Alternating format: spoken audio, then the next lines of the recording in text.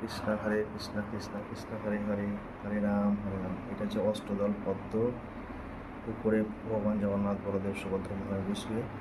এটা জগন্নাথের চন্দন, এটা ফলের রস, মিশ্রির রস, ডাবের জল, দই, মধু, ঘি আছে,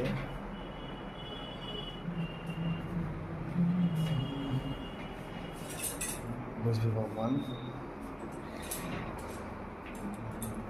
এখানে বসবে। এগুলো ভগবানের পুষ্প, অভিষেক হবে, এগুলো গুঁড়ো হবে।